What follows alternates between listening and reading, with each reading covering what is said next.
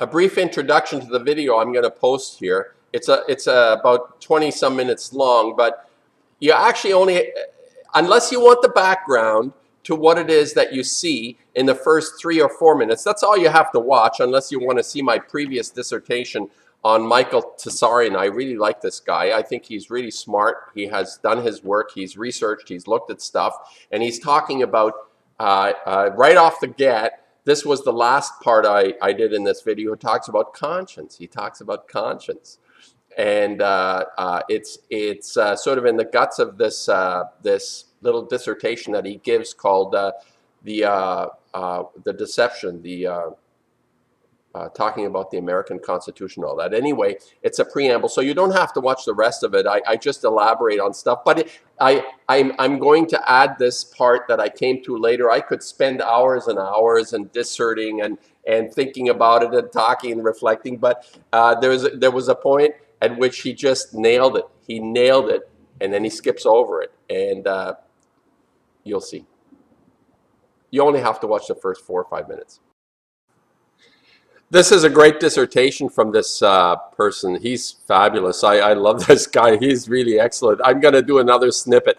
I was just going to do a quick sort of, it's not fair. You know, you break this guy up. He's talking for 2.5 hours or more, and to break him up into little snippets is not fair to him. But I gotta add this because, and it's at 57, around 57 minutes, he talks about conscience. And he says very cleverly and interestingly, he says, well, why doesn't conscience come before all the destruction? You know, whatever we're doing, if we could just sort of push this ahead, like he nails it, he understands it, but that's it. You've just hit it. You've hit it. And why do you deviate away from this? Why do you deviate? Listen to what he says. Listen.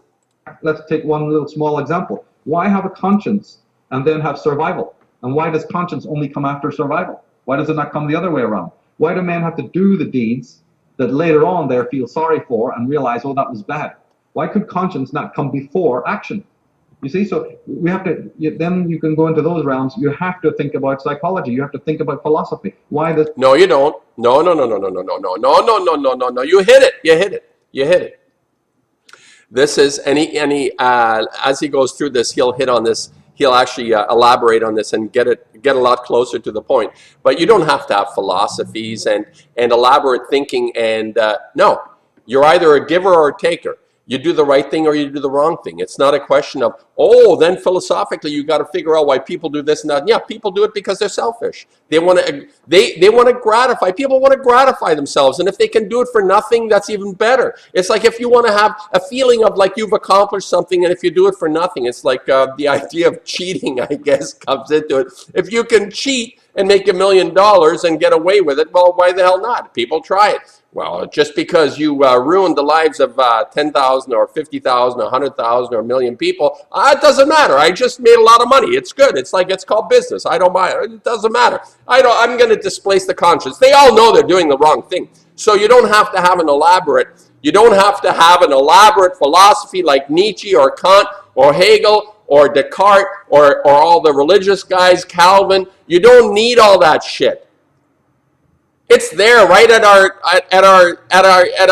we can take this. We can take this. We don't need philosophies, Michael. We know in our heart of hearts, we know when we're doing the wrong thing. So to elaborate anymore, but I'll let him finish his thought. I'll let him finish his thought. This is opposed to that. If it was the other way around, my goodness, we'd be living in a totally happy existence where man would already know without anybody telling him what is good and what is bad. Mm-hmm. Why does he have to learn this through experience? So we have all these... experience. Now he excuses away when people innately know. It's not through experience we know how to do right or wrong. It's actually within us. We have it within us. I don't know where it comes from. It's a mystery. It's a mystery. Maybe this is the implant, you know, the genetic implant by the omnipotent being that has created everything. She has created all that is. And for some entity, if there is such a thing, there is complete and total love for all this, what we experience. So why not implant something that is called a conscience? Why not? You don't have to dissect it, you have to accept it. So if you're going to go into another hour and a half of dissertation on this, you're missing the point. You've said it. This could have been like 2 minutes long. What this whole thing was 2 minutes. Everything else is entertainment. Let's finish it off. Existential questions that are there from the beginning of time to the end of time. While we have this consciousness, we're bound to ask them. So people can either start asking them, or they can continue not asking them and distract themselves, as the Monty Python Meaning of Life movie showed when they're all in that boardroom. Perfect. So brilliantly, yeah, good one. Humor. But the point is that you can either continually distract yourself in the minutiae of the world, which is never ending. The sensational, domestic, social comings and goings and interactivities and various desires and challenges and opportunities that you do in daily life, these are used for distraction purposes. The way you're now distracting yourself from the brilliance. Absolutely brilliant. You nailed it. You nailed it. You actually identified what it is that separates us from survival and destruction. It's conscience. And it's not a dissertation and asking yourself, oh yeah, it's like trying to create a philosophy around it. You've nailed it. Why do you feel like the need to go on and embellish and go into all the what you're right again? I mean, these people are so they're gifted. This guy is gifted. He has a gift.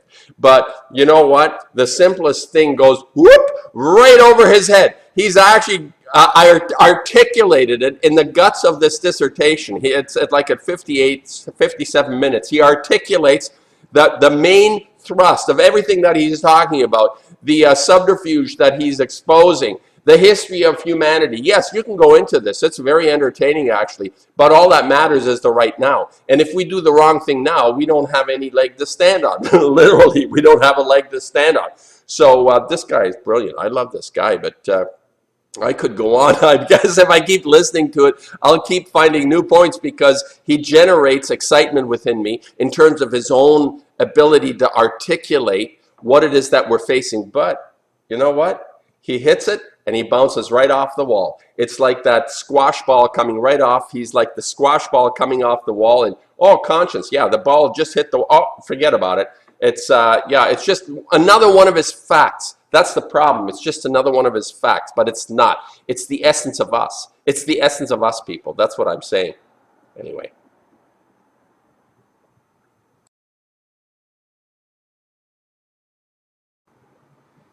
I mentioned that I had been catching up on some of Michael Tsarion's dissertations, this particular one, the Declaration of Deception, referring to the American Constitution. But in this longer thing, 2.5 hours, I put this stuff on when I'm working and I let it go in the background, and I got a little trapped in a particular, not trapped, but motivated to put this on. What a great tool, this screen capture thing and all that. Anyway, he talks about truth, and he talks about, I've always said that my art is not a democracy, and truth is a very personal thing. It's not something that is absolute. And in his dissertation here, he makes certain statements that confirm this, because he's a very thoughtful person. He's reflecting. He has done an incredible amount of research into the past. He talks about the fact that civilizations have come and gone. There is influence, external influence, alien influences. They are still among us, he says. People that are not of us, which is why they can do what they do. I guess he's inferring to the bastards that are running the joint down. He doesn't totally say this, because he says what we might end up with without them might even be worse. I don't know how it could be worse, so I'm not sure where he's coming from there. But he's going to do a little thing. I'm going to just click on this, and I don't know how long I'll let it go, maybe 3 minutes. And it's in keeping with my thought, my way of thinking about our situation. And we need to think about our situation not just in terms of the facts, man, the facts, how bad it is. And he seems to suggest, even in the fossil records, there have been radiological releases of such a magnitude that altered the life on this planet drastically. He says it's in the fossil records, it's hidden, it's not revealed, it's not exposed. He talks about the occult. He talks about people that have the secret knowledge. The knowledge is power. And I, of course, disagree fundamentally on the idea that the greatest power that we have available to us is the fact that what separates us from the rest of the fucking mayhem, the crazy, the sort of, I'm not sure how to describe it because I don't have an experience outside of our terrestrial experience. I don't know what the rest of the cosmos is like, but I have an inkling. I have a sense of this, that what I say conscience, our ability to care, is the most powerful tool that we have in order to counter all the destructions in the past. The way it's happened, history repeats itself, and he is still caught in the headlights of the knowledge and the power in the knowledge. But if there isn't a center to this, let's say we acquire all this knowledge, all this brilliance, whatever it is that he's referring to in terms of having understanding of how things work, and what I say about technology being the representative of progress. I say that progress is not technology, but progress is our own individual spirit coming to a resolution on this. Obviously, what we're facing, the continuous destruction. This is not progress. If everything that we create and invent and our brilliance and our creativity leads us toward the same spot, obviously, the way he talks about knowledge is of no value. The knowledge is of no value. That's what I'm saying. The knowledge is of no value. So, Tsarion, as brilliant as he might be in his research, he has missed it, like everybody misses it, what I'm hammering on. But he does refer to what I did. I did a thing on truth. And I think I posted a thing on truth. Let me just click on this so you hear what he says. Both legal and other social collectivism. That's the biggest trap. Everybody thinking that we owe something to everybody else, and it's only getting together in groups and bands that we can do something or other. Haven't we even thought that that is itself a blind alley?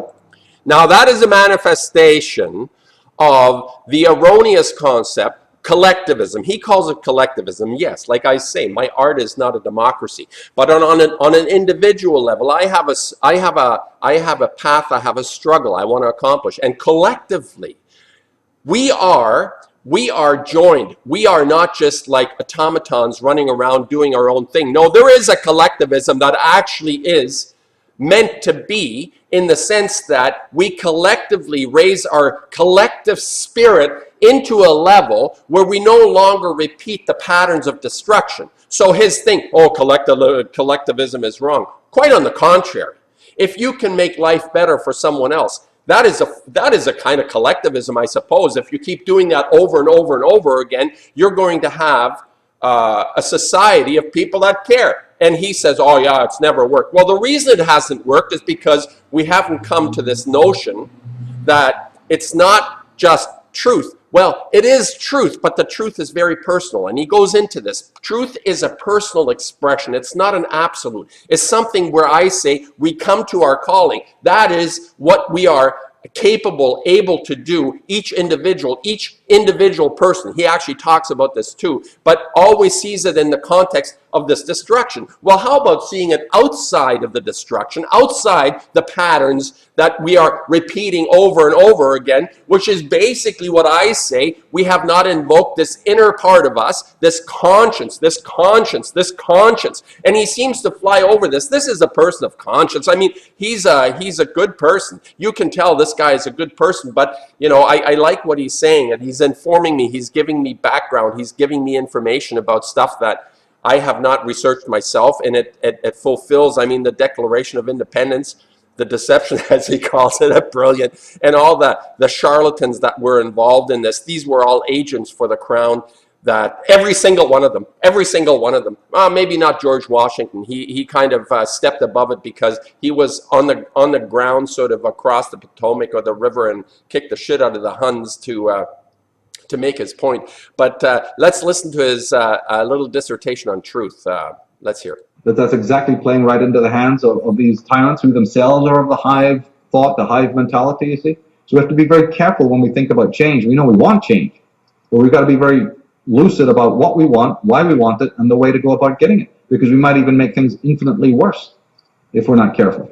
See, he says why we want it. He says collectivism is of no value. Collectivism, yes, the way it's been practiced in the hive concept, but to put these names on something that could be so inspirational, to see a society function, people functioning. We're 7 billion people here. How can you not invoke the idea of a community? There has to be community. We're not automatons running around like little lemmings all over the place. We're a community. We're a community, and all life is a community on this planet, and we need to support every single individual, and every life that exists on this planet needs to be supported, and not in some sort of framework that he likes to create now around this as a derogatory. He's referring to it in the context of how history has unfolded for all of us in this negative way, but it doesn't need to be this way. He says it, but he really doesn't see where the source of our enlightenment is going to come from, which is our ability to have this conscience active, this conscious, our consciousness has added to it conscience. Let's see what else he says. Well, we had a question from the chat room earlier. Somebody asked, how do we get organized and how do we turn things around? Well, we don't. There's no such, see, in truth, there's no we. The truth is antithetical to any concept of we. That's good. There's only a person's individual truth. Truth cannot be shared. Truth cannot be collectivized.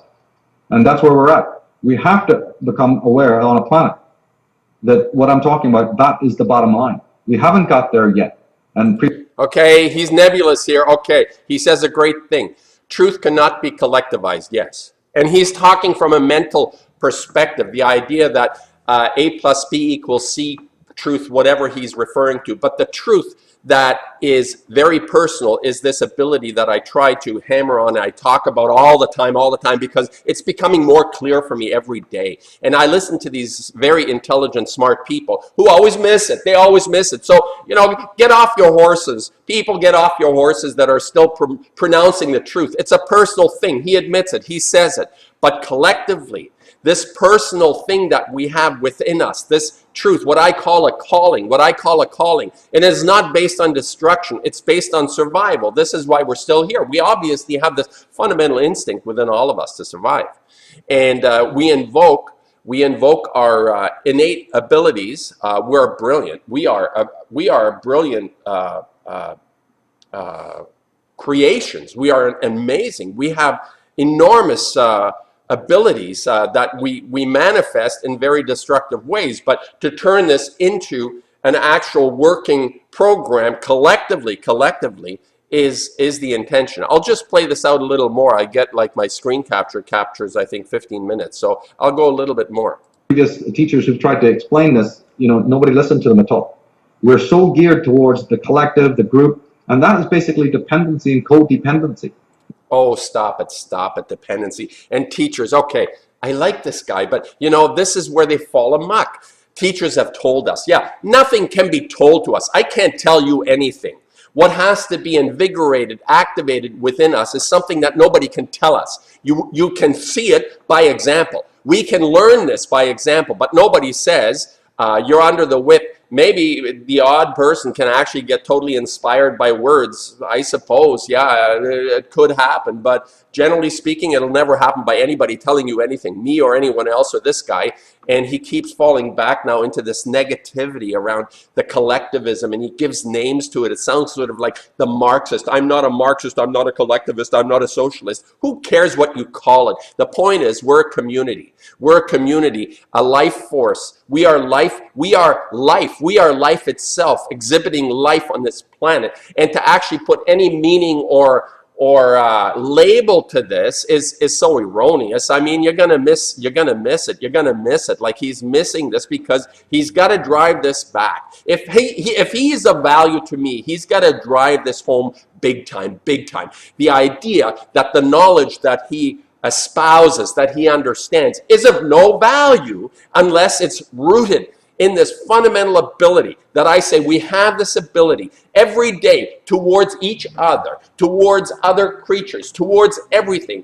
What I say is to do the right thing, and the right thing is underpinned by this very, and sometimes I even feel like I don't even want to call it survival, because it seems so like utilitarian. It's not utilitarian. It's inspirational. Survival is not something that makes me inspired. What inspires me is the idea of progressing within ourselves to a level of, yeah, we might call it enlightenment of some kind. You know, we all have this aspiration.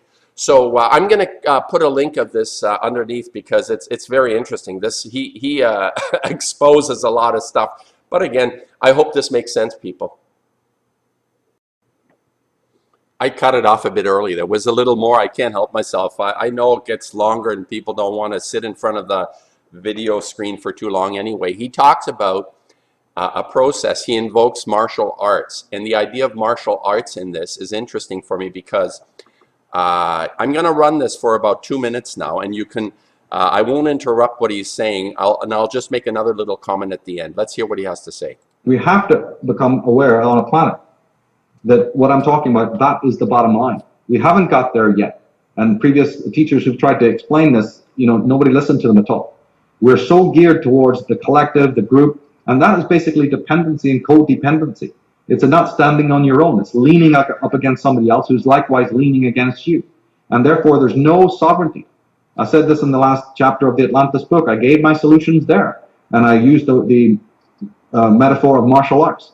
That when you become so immune to the assaults of the other, like in a state of Jeet Kune Do or like Aikido, the whole principle is not to defeat your enemy using the same weapons that he's offered you or that he himself uses. It's to use his own psychology, his own energy against him. In other words, become so subtle, so aware of the nature and the motives of your opponent. And so inwardly strong yourself, psychically and spiritually, mean take yourself to a higher level spiritually, that you will be immune to their attacks. And in that time, then when you have secured a bit of space and a bit of time, then the guidance will come for you to know what you can do. But that guidance speaks to you and you alone. Later, if other things happen on a social level, okay, you know, that's not for me to say whether it's good. Okay. Here's the point. Here's the point. His reference to martial arts and the idea of guidance and the idea of raising our spirit. What is he referring to here? What does it mean to raise your spirit? Does it mean you become immune to your attacks? And this is an interesting analogy because it's a physical-based sort of vision that in martial arts, and especially Aikido as I understand it, is you use the opponent's energy to defeat the opponent. Now, what is the reference, though? What is the meaningful reference for me when he talks about this? This analogy, I'll tell you what this analogy means for me when I talk about the inner battle, the inner fight.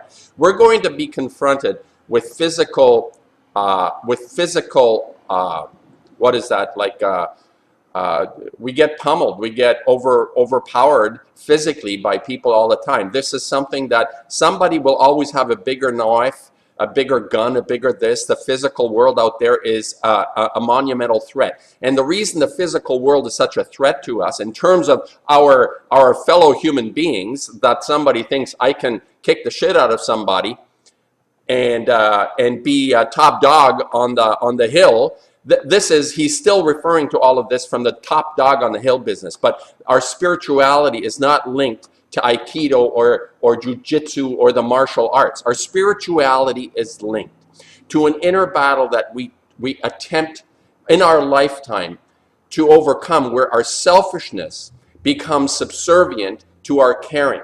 And I think this is something that these enlightened, smart people always miss. He refers to this, and you can make arguments about, yes, of course, you deflect the energy, and that's fabulous. But what if you have like a horde of Huns, you're in Rome, and they're coming over the hill, you're so dilapidated, you're completely washed up as human beings, you're like flabby fat, and the Huns in their helmets come over and decimate you. I mean, there's always going to be a situation where if this reality exists on a level of pummeling and destruction, you're going to have your hands full no matter what. Now, the point is, we need to actually get past this concept of pummeling and destruction, physical destruction, and his analogy to the martial arts is totally irrelevant unless it actually highlights or becomes clear that this fight, this battle we're having with our, it's sort of like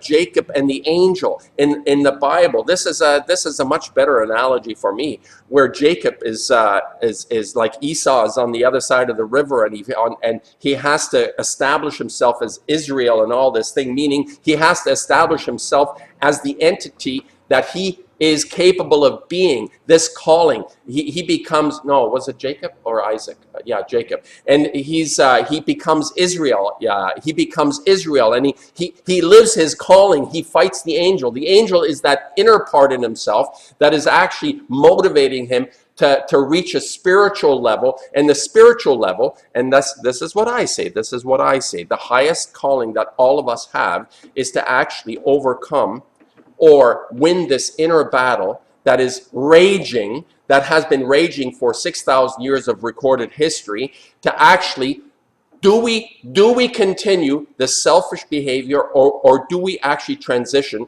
and let our conscience rule this ability that we have? And he misses it. I'm sorry. He tries to create an analogy that is physical based, but it's actually an internal thing. And once we overcome this, and we have a large number or a critical mass of people that have recognized this within themselves. It's not like some guru, some half-naked guru sitting on a rock, and he talks about the fact that they can draw you a map. No, people can live by example. It's like, but if you're being helped by someone, you're more likely to help someone else. If you're in trouble and somebody comes and assists, this is the collectivism that he's rejecting. I'm saying this is our great hope, that in order to inspire this in others, we have to actually fight this inner battle within each single one of us. And what comes out of it, he says, I don't know, it could be worse in the future.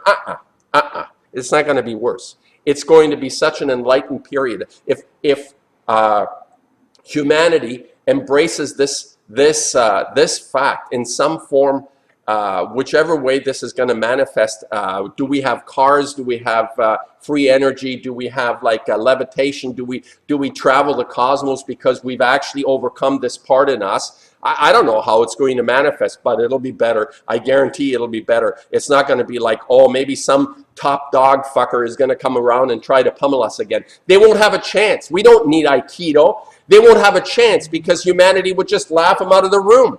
They would laugh him out of the room. They'd take his little toy guns away and would laugh him out of the room because we're way beyond this. It's sort of like Star Trek not having money in their culture. You know, there's a big joke. Jean-Luc Picard talks about the fact that, people that are still like the, who are those, the Ferengi trying to collect money and platinum or platinum laced gold, whatever they have as like wealth, they laugh at it. You know, you just laugh at this kind of wealth. The physical world is not the wealth. The physical world is the representation of the battle that we've succeeded or failed in internally.